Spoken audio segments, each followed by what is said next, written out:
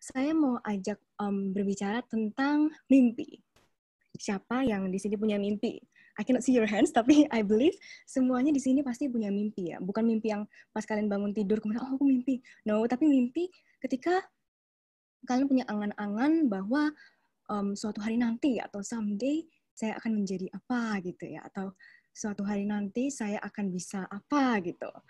That is good. If you have one, that's good. Pasti banget kita semua punya mimpi. Nah sekarang saya akan share screen. Sebentar. Nah, udah bisa lihat belum?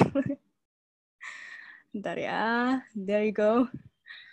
Nah, sebelum saya masuk ke konten ya, saya akan berbicara sedikit mengenai background saya terlebih dahulu. Jadi kita kenalan dulu gitu. Singkat aja.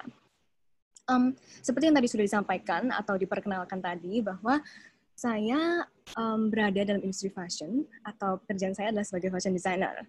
Dengan kata lain, I make clothes to make a living gitu ya. Dan my clothing line sebenarnya namanya Ime, seperti yang mungkin kita lihat di layar kita masing-masing. So far sudah berjalan selama 3 tahun. Dan memang nama ini berasal dari nama saya sendiri yang saya sengaja tetapkan sebagai nama perusahaan, karena nama ini memiliki sebuah filosofi yang saya mau angkat. Ceritanya begini, ketika saya masih di bangku sekolah, beberapa kali saya merasa agak susah tuh untuk menjadi diri sendiri gitu. Saya tuh tipe yang anak yang apa ya, malu-malu terus kayak yang minder-minder gitu. Tapi saya juga nggak paham kenapa saya minder. Tapi I am glad that it happened to me back then. Saya bersyukur itu terjadi kepada saya pada saat itu. Kenapa? Karena hal tersebut kemudian menimbulkan membuat saya punya mimpi di dalam diri saya. Mimpi saya adalah suatu hari nanti saya nggak akan takut untuk jadi diri saya sendiri lagi. Saking saya udah paham nih ya, gak enaknya jadi diri sendiri. Nggak jadi diri sendiri tuh nggak enak banget. Kayak holding myself back ketika mau say something, aduh nanti dikira apa lagi, ntar saya dijudge apa lagi. Kayak gitu ya. I don't want that to happen to me anymore. Saking saya tuh udah nggak apa ya, istilahnya nggak suka rasanya nggak jadi diri sendiri. Sekarang, saya waktu dulu itu saya mempunyai mimpi, saking saya nggak sukanya menjadi harus holding myself back, yang seperti saya bilang tadi, nggak jadi diri sendiri tuh nggak enak gitu ya. Jadi saya tuh mau semua orang yang kenal yang saya kenal gitu ya, saya mau ajak mereka untuk berani jadi diri sendiri juga. Jadi semuanya memiliki kepercayaan diri atau harga diri yang tinggi gitu kan ya. Nah sekarang saya bersyukur banget karena saya bisa berbicara seperti ini bukan hanya untuk saya sendiri, bukan hanya untuk teman-teman yang saya kenal saja, tapi juga Tuhan memberikan kesempatan kepada saya untuk dapat membangun kepercayaan diri customer atau para pembeli baju yang saya desain, serta memperlengkapi atau selalu berkolaborasi dengan ibu-ibu di pelosok Indonesia, seperti pembatik, penenun, dan lain sebagainya yang kalian bisa lihat di layar, sehingga mereka pun juga memiliki kepercayaan diri, harga diri, dan kehidupan yang jauh lebih baik. Di waktu yang bersamaan, kalau saya boleh tambahkan, saya juga dapat membantu secara nyata dalam melestarikan dan apa ya, istilahnya mengupayakan bahwa budaya dan tradisi Indonesia itu tetap ada. Gitu kira-kira. Nah, tapi ada satu hal yang saya mau tekankan di atas cerita saya tadi. Bahwa ini semua nggak terjadi dalam satu malam. Dan nggak terjadi begitu saja. Tentu saja ada jatuh bangunnya, ada hambatannya, rintangan, dan lain sebagainya. Tapi yang saya bisa sampaikan hari ini adalah ini semua berangkat dari sebuah mimpi. Mimpi plus target pencapaian kapan saya mampu mencapainya. Jadi bukan mimpi-mimpi aja gitu ya, kemudian you do nothing about it. Percuma. Harus ada target pencapaiannya atau kita sebut juga dengan goal. Dulu nih, sekitar 7 atau 8 tahun lalu, ketika saya masih sekolah gitu ya, saya punya mimpi. Nah ini dia saya. Familiar kah seragamnya? Obviously, ini di Sekolah Tunas Daud. Ini tahun 2013 by the way. Dan di Sekolah Tunas Daud ini saya diajarkan untuk menetapkan target pencapaian ketika kita memiliki mimpi. That's so good. Saya sangat bersyukur akan itu. Dan jujur ya, dulu saya nggak tahu gimana cara jadi fashion designer. Walaupun, mungkin sekolah fashion ada, cuman nggak banyak. Dan kalaupun ada tuh mahal banget dan di luar pulau. Jadi secara financial mustahil, secara geografis juga mustahil. Banyak sekali lah hambatannya yang saya nggak bisa sebutkan satu persatu. But here's the thing. Walaupun saya belum tahu gimana caranya saya dapat meraih mimpi itu, saya memutuskan untuk tetap menuliskan setiap mimpi atau mimpi apa saja yang saya mau capai, beserta target pencapaiannya kapan nih saya mampu mencapainya. Karena mimpi saya banyak gitu ya, jadi saya tulis supaya saya nggak lupa. Tapi pada saat itu, saya benar-benar nggak tahu. Saya nggak tahu gimana caranya bisa meraih mimpi-mimpi tersebut. I had no idea how, tapi ya ditulis dulu gitu. Nah, sekarang saya mau tanya nih. Pernahkah kalian mikirin apa goal kalian? Atau kalian tahu nggak kenapa alasan kalian penting banget rasanya untuk punya goal? Tahu nggak alasannya kenapa kalian perlu banget punya goal? Hari ini, saya mau berbagi kepada kalian dan kita akan belajar bareng-bareng akan betapa pentingnya untuk setiap dari kita memiliki goal. Ada 6 alasan penting yang saya mau bagikan. Yang pertama, goal setting is a spiritual responsibility. Atau bahasa Indonesianya, menetapkan goal adalah kewajiban kita secara spiritual atau kewajiban kita sebagai orang percaya. Pertanyaannya, kalian tahu nggak bahwa Tuhan Yesus pun punya goal? Yep, he does. Di dalam Alkitab tertulis bahwa Yesus pun menetapkan goal-nya. Dia bahkan memberitahukan kepada murid-muridnya dan memberitahukan dunia apa yang dia akan lakukan. I'm gonna do this, I'm gonna do that, dan lain sebagainya. Dan apapun yang Tuhan Yesus lakukan adalah sesuatu yang kita harus lakukan juga jika kita mau jadi serupa dengan gambar Yesus, bukan? Saya bacakan ayat yang tertulis di Filipi 3 ayat 12 sampai 15. Kalian kalau mau buka boleh juga. Saya akan bacakan dalam bahasa Inggris. Paul said, I know that I am not yet what God wants me to be. I haven't reached my goal, but I keep moving toward it to make it mine because Christ made me and saved me for this. I know that I haven't reached my goal, but there's one thing I always do. Forgetting the past and straining toward what is ahead. I keep my eyes focused on the goal so that I may one day win the prize that God has called me to receive through Christ in the life above, atau di kekekalan gitu ya. All of you who are spiritually mature, should think this same way too. And being mature, by the way, it's not about age, ya kan? Dewasa, apalagi dewasa secara spiritual tuh bukan tentang umur kita, tapi tentang pengalaman dan kedekatan kita dengan Tuhan Yesus. Jadi, setiap dari kita orang percaya dan dewasa, atau mau menuju kedewasaan secara spiritual tersebut, perlu memiliki sebuah goal, seperti yang ditulis di kitab Filipi ini. So, menetapkan goal adalah kewajiban kita sebagai orang percaya. Goal setting is a spiritual responsibility. Itu alasan yang pertama, kita lanjut yang kedua. Goals are statements of faith, atau artinya, bahasa Indonesianya, goals adalah pernyataan iman kita. Ketika kita percaya kepada Tuhan Yesus Kristus, dan kita menetapkan goal kita, yang kita katakan adalah, saya percaya, and that's faith, I believe, gitu ya, bahwa Tuhan ingin saya mencapai ini, atau Tuhan ingin saya mencapai itu, gitu ya. I believe that God wants me to accomplish this, I believe God wants me to do this and that, pada saat ini, pada saat itu, and that's faith. Itu adalah pernyataan iman kita. Dan semakin besar goal kita, semakin faith kita atau iman kita perlu di-stretch, gitu ya. Dan itu menyenangkan hati Tuhan, by the way. Sebaliknya, jika kita tidak memiliki goal apapun, artinya kita tidak mengambil resiko apapun. Dan ketika kita tidak mengambil resiko apapun, artinya apa tuh? Kita tidak membutuhkan iman. Ketika kita tidak membutuhkan iman, kita berkata, tanpa iman, tidak mungkin kita dapat menyenangkan Tuhan. Atau bahasa Inggrisnya, without faith, it is impossible to please God. That's true. Sekarang saya mau ajak jujur-jujuran. Sering nggak sih kita berpikir kayak, siapalah kita ini gitu ya?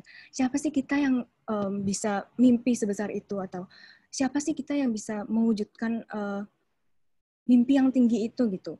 Saya bukan anak presiden gitu misalnya. Atau saya juga bukan anak konglomerat. Who do you think we are? Gitu, tanya kan. Who do you think we are? Cuma anak sekolahan mungkin, tabungan mungkin belum banyak.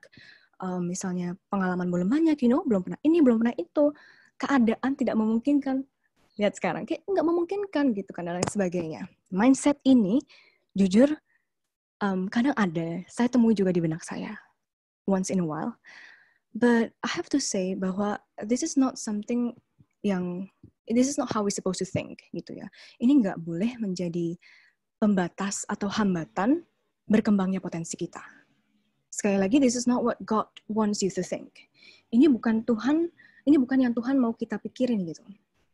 Ada kutipan yang sangat menarik, saya suka banget, dari pendeta bernama Rick Warren, kalau kalian tahu. Dia pernah sampaikan yang saya suka banget sih. Dia berkata, let the size of your God determine the size of your goal. That is so true. Dan bahkan ada tertulis di Efesus 3 ayat 20. Saya akan bacakan lagi dalam bahasa Inggris. God can do anything, you know. Tuhan bisa lakukan apapun loh, gitu ceritanya. Far more than you could ever imagine, or guess, or request in your wildest dreams. Artinya, lebih dari apa yang kalian bisa imajinasikan, lebih dari apa yang kalian bisa duga, atau lebih daripada apa yang kalian bisa minta atau request di mimpi tergilamu sekalipun, gitu ceritanya. So, pertanyaannya bukan who do you think we are, tapi who do you think God is? Dia adalah Tuhan yang mampu membelah lautan jadi dua gitu ya. Dia juga Tuhan yang mampu mengubah air menjadi anggur. Dia adalah Tuhan yang telah menyembuhkan banyak orang yang sakitnya istilahnya kayak udah gak ketulungan gitu ya. Dan bahkan dia sendiri adalah Tuhan yang telah mati, kemudian bangkit dari kematian tersebut.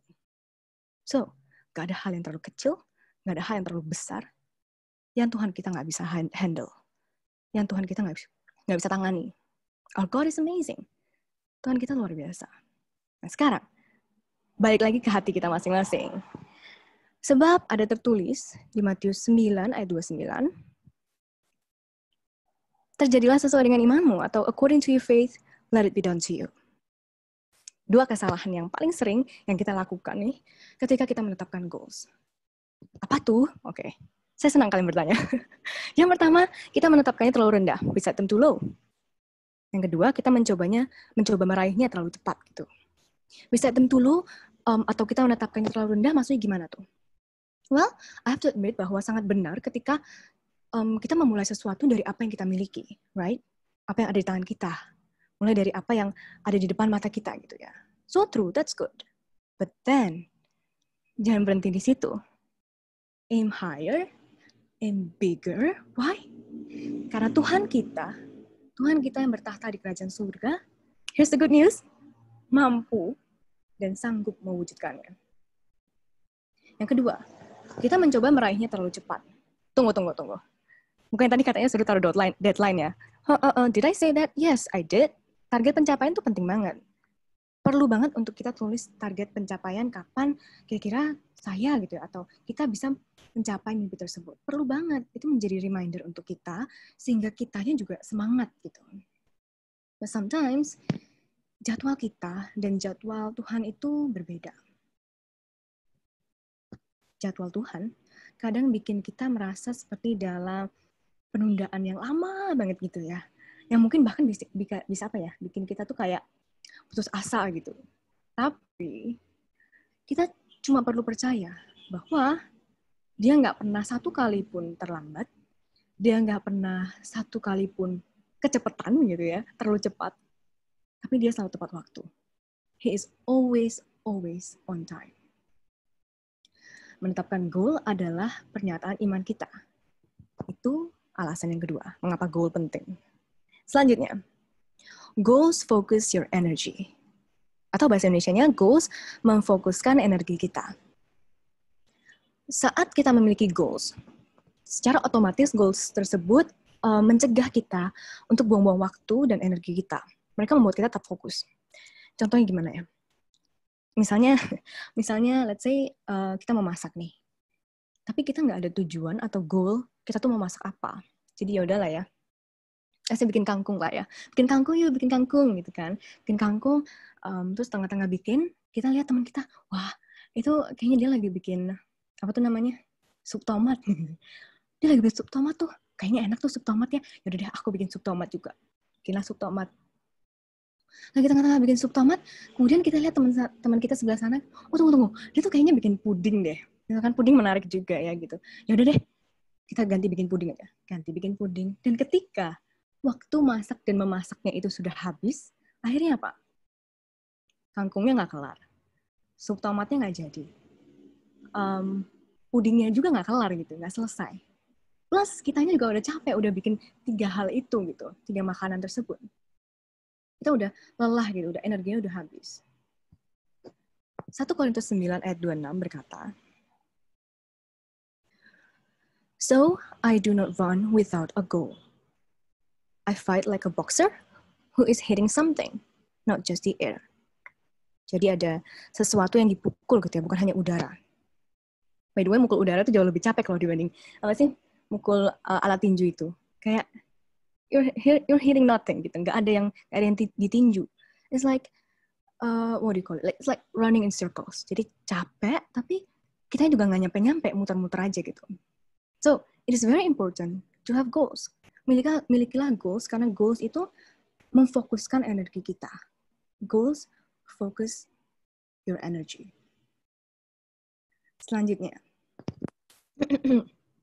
goals keep you going, atau bahasa Indonesianya, goals membuat kamu maju terus, pantang mundur. Contoh paling nyatanya deh, Tuhan Yesus mati di kayu salib, apakah mudah? No. Banyak tantangan, banyak pergumulan, banyak yang mencemooh dia, ejek-ejek dia, dan lain sebagainya. Namun dia memiliki goal, dia memiliki tujuan yang jauh lebih besar dari pergumulan atau problem yang dia hadapi. Goal dia jauh di depan adalah untuk menebus siapa tuh? Us. Kita umat manusia, menebus kesalahan dan dosa kita semua yang ada di sini. That is his goal. Dan karena Tuhan memiliki goal, walaupun sakit, walaupun disiksa, walaupun diejek-ejek, dia mampu memutuskan untuk bertahan, to endure. Dia mampu untuk memutuskan, you know what, I'm gonna keep going. Aku akan terus maju, pantang mundur. Gitu. Untuk tetap kuat dalam meraih goal tersebut, terlepas apapun yang dia harus lewati. Bayangin ya, kalau Tuhan nggak punya goal untuk menebus dosa kita, di tengah-tengah lagi jalan bawa salib, dia bilang, ngapain sih ini? Udahlah, nggak usah, dah, males-males. Oh, capek gitu. Terus salibnya ditaruh gitu aja. Karena dia capek. Dan kita semua nggak ada di sini sekarang. So, once again, it's important for us to have goals. Alkitab berkata di Ayub 6 ayat 11, I do not have strength to endure. Saya nggak punya kekuatan lagi untuk bertahan. Udah capek, nggak kuat lagi. Gitu. Atau, udah lelah. Nggak bisa lanjut lagi, nggak bisa. Angkat tangan. Pernah nggak ada pemikiran kayak gitu? Mau tahu kenapa? Kalimat selanjutnya. I do not have a goal that encourages me to carry on. Atau, saya nggak punya goal yang dapat mendorong saya untuk terus maju. Sangat penting untuk kita punya goal. Supaya kita bisa maju terus. Tuhan Yesus punya goal sehingga dia bisa maju terus. Kita perlu belajar dari dia. Selanjutnya, yang kelima, goals build your character. Atau bahasa Indonesianya, goals membentuk karakter kita. Nah, menurut saya ini sangat menarik sih. Ini sangat menarik, kenapa? Karena ketika kita udah habis gitu ya masa hidup kita, bye-bye world and we go to heaven, kita ke surga nggak akan bawa karir kita nggak akan bawa, kesuksesan kita, atau harta dan kekayaan kita ke surga. No, kita nggak bawa itu semua. Yang kita bawa apa? Our characters. Itu karakter kita. Ada sebuah cerita menarik tentang seorang anak namanya Budi. Di sini ada yang namanya Budi nggak? Kalau ada, saya pinjam sebentar untuk contoh. Jadi gini contohnya. Ceritanya ya. Budi ini kemarin berdoa. Dia berdoa, dia tanya ke Tuhan. Tuhan, aku lagi bingung nih, gitu kan. Tuhan, kasih tau aku dong, aku harus ngapain, gitu kata Budi. Kemudian Budi menjawab, Tuhan menjawab, jadi Budi menjawab. Tuhan menjawab Budi kayak gini, Hai Budi, coba deh kamu pindahin itu batu yang besar itu, dorong, pindahin 5 meter jauhnya dari tempat yang awal ya. Jadi kamu pindahin 5 meter ya. Terus Budi bilang, oh oke. Kalau Tuhan yang suruh aku pindahin, aku akan pindahin, kata Budi begitu.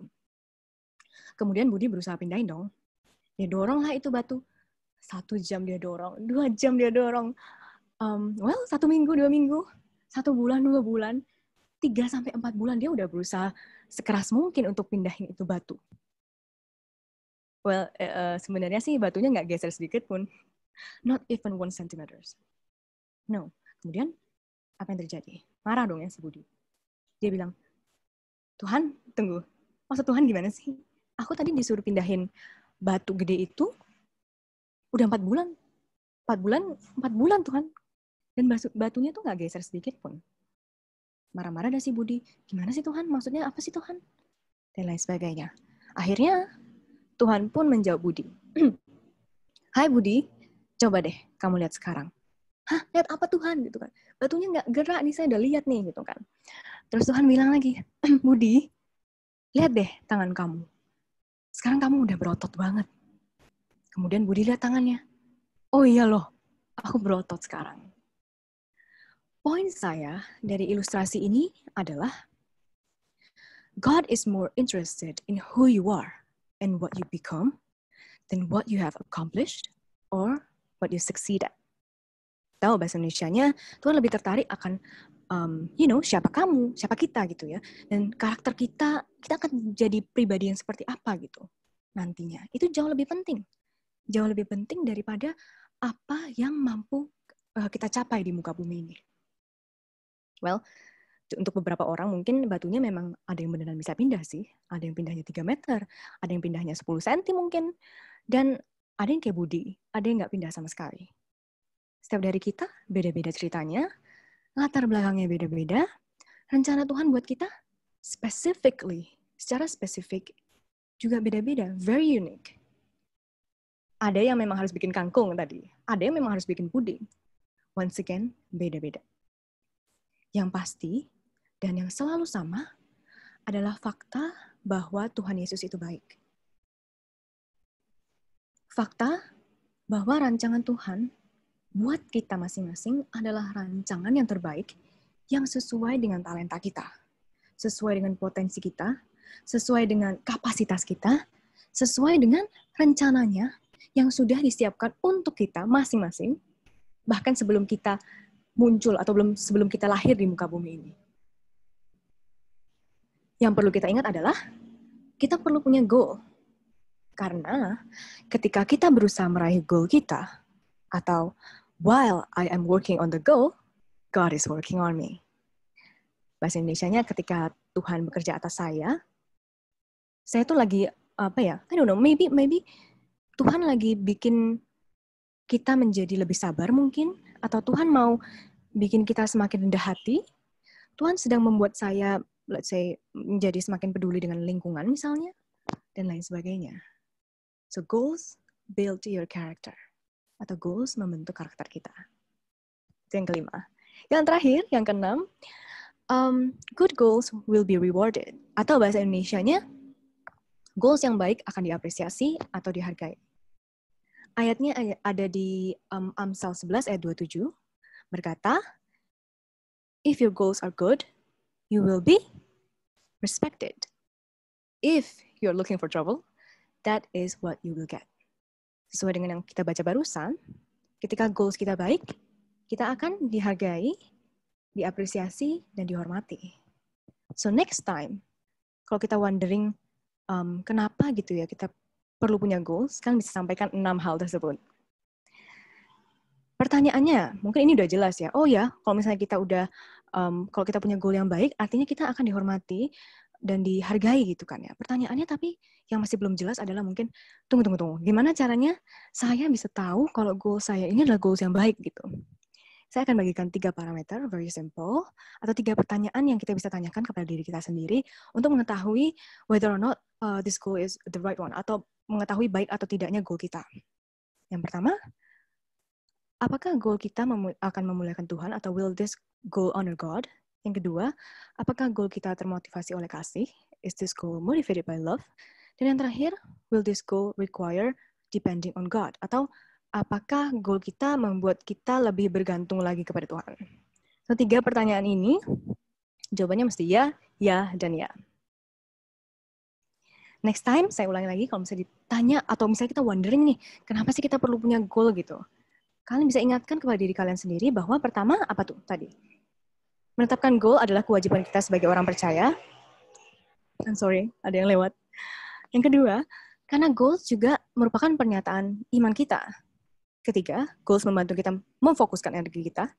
Kemudian, goals juga membuat kita maju terus, pantang mundur.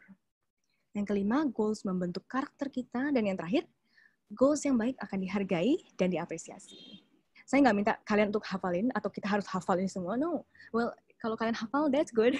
Tapi sebenarnya, saya cuma mau ajak kita semua di sini untuk selalu ingat, mulailah dari apa yang ada di tangan kita.